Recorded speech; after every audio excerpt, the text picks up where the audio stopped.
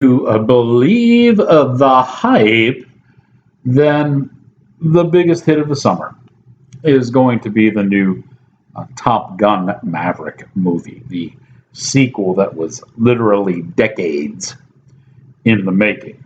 Well, if all the predictions are correct, and this does turn out to be a huge hit, it's probably because audiences have an appetite for spectacular aerial stunts. Not to be outdone, the folks at Lionsgate said, Paramount can't do what we can't do. And so they have their own offing into the let's get aerial motif. There's a slight difference. You know, with Top Gun, there's really not a war. All right, there are some personal conflicts, but really not a war.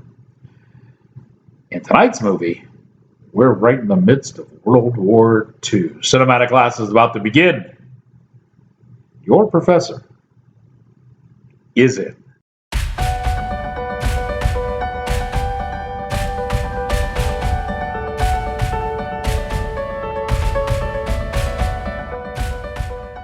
Greetings, salutations, and other sundry affair.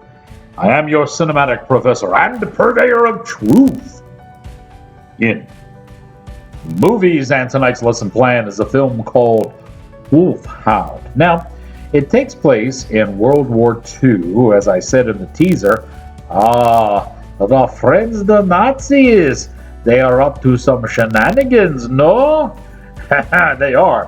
What they're doing is they're stealing Allied planes and then having their German pilots get into those planes and attack the Allies. It's all kind of nice. You feel like, well, you know, kind of like when the Enterprise saw the Reliant and wouldn't put up its shields because we're all one big happy family, right? Yeah, that type of thing. So the movie Wolfhound centers around the first B-17 that the Nazis get their hands on, and then they want to use it as a as a decoy weapon against the Allied command. Now, the whole movie boils down to two main key characters. Let me get you their names on here. James Maslow plays a Captain Dave Holden, and he is quite irate because it was his B-17 that the Nazis, put down and stole, and he's determined to get it back. And naturally, the guy who spearheaded the theft is Major Eric Roth, and he is played by Trevor Donovan. Donovan's pretty good in this. He's everything that you would expect from an antagonist. This movie is fraught with a whole lot of speed bumps along the road, cliched lines, some rather cheesy dialogue, and what have you.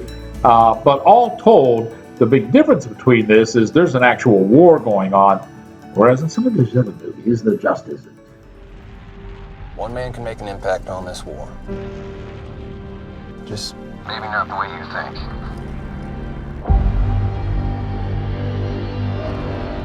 Jack, you see that? Looks like two fighters. Hold on. Those are RAF fighters. Crazy Brits. Too easy.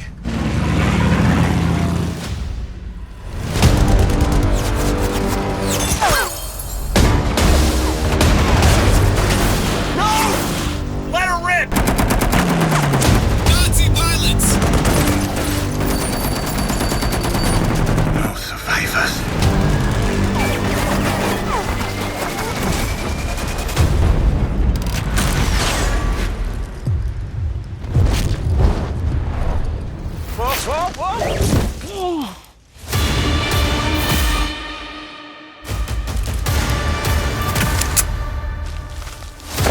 You're lucky they found the American bomber intact. What is this? Take him. Sorry about your friend. After they take you, how many come back? What are they up to? They have developed a single bomb that could destroy an entire city. Do not forget our orders. No survivors.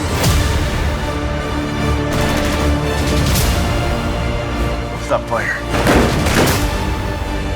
You did say one man can make a difference. Let's find out. Our turrets! Open fire! I think they're gonna bomb London. Arm up. Follow me. You let one soldier defeat an entire patrol.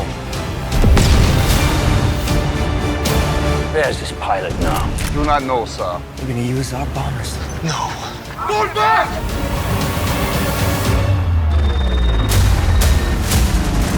Just a little scratch. This ends now.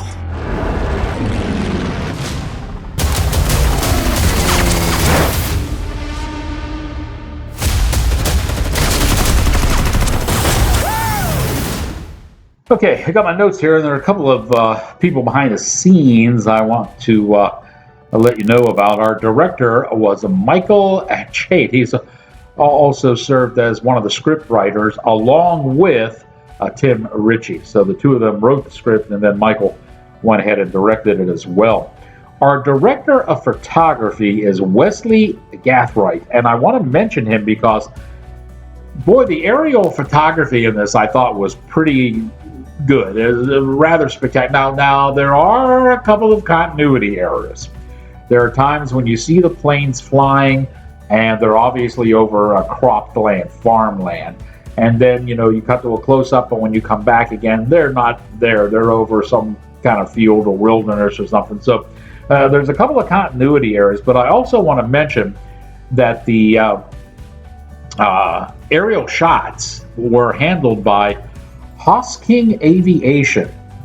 So you had Hosking Aviation working out with Wesley Gathright, and I think they did a pretty nice job. Some of the aerial scenes on this are pretty spectacular, and even if you could, kind of slough off the fact that the ground sometimes changes without any explanation, it still makes it worthwhile. Our editor is Jania Maria. And I want to mention also Michael Kramer. He wrote the music for this, and it is exceptionally lavish. Full orchestration, just like you would have from James Horner or John Williams. And the orchestra was the Nashville Orchestra, which is actually kind of interesting because the film wasn't shot in Nashville, okay? It was shot in Ann Arbor. And as all of my friends in Bowling Green know, Ann Arbor is a whore, right? So, shot in Ann Arbor, and also was shot down in Virginia Beach. So kind of interesting locations for a fairly sized budget movie, wouldn't you say? All right, it is time for us to slip back the veils of time back to the early Cretaceous period for the nation's first and only prehistoric film critic, Rex. If we were meant to fly, we would all be pteranodons. Rex is a little tough and deeply rooted on the ground, I can assure you. So what's the bottom line in this? The bottom line is there are a couple of things you'll notice right away in this movie that are kind of, they're kind of like hitting speed bumps at the wrong, at a high rate of speed. We have our two main characters, as I said, and when it comes down to the final reels, and it's just those two pitted against one another, the crew just leaves. I mean, there's a whole German army there, and then there's this ragtag band of American commandos, and once our protagonists and our antagonists square off against one another, the story just kind of leaves those guys. Whole movie ends, and you never know what the hell happened to the rest of the group like that. Yeah, so you got that going for you. A couple of other things here is that the dialogue, and I alluded to this in the beginning, is the dialogue is kind of trite. In fact, if you're a lover of movies and you watched a lot of those war movies that came out during World War II, back in the 30s and 40s in Hollywood with some really big name stars in them, you can take every cliched line from those movies and put them all together, and they all appear at one point or another in this movie And I got to tell you, that's just, well, it's just a little bit hokey. And now I'm going to ask you to test your memory once again. There were two shows that were on TV roughly the same time. And one of them was Hogan's Heroes. Now, Hogan's Heroes was meant to be a comedy, okay?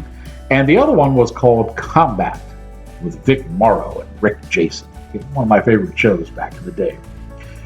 There was something unique about both of these shows. One was a high drama, one was a comedy.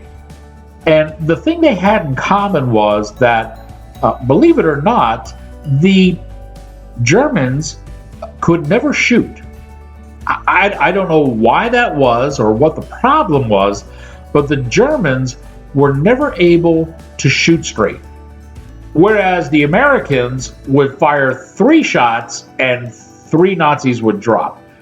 Folks, the same thing happens in this movie.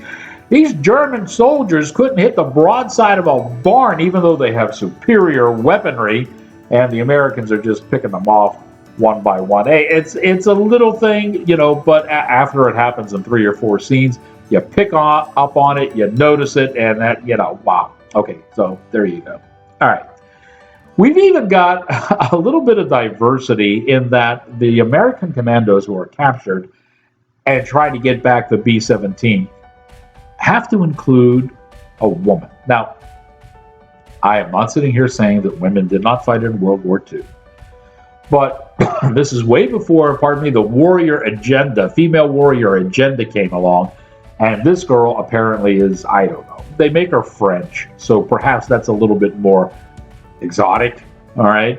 And I mean, she's hanging in there with the big guy. She's got the gun. She knows, whoa, you know, check your history. I don't think that was going on too often way back in World War II. A lot of little foibles in this add this up and kind of detract from it being, a really good war picture. But like I said, some of the stunts done in the airplanes and the aerial photography make this a whole lot of fun.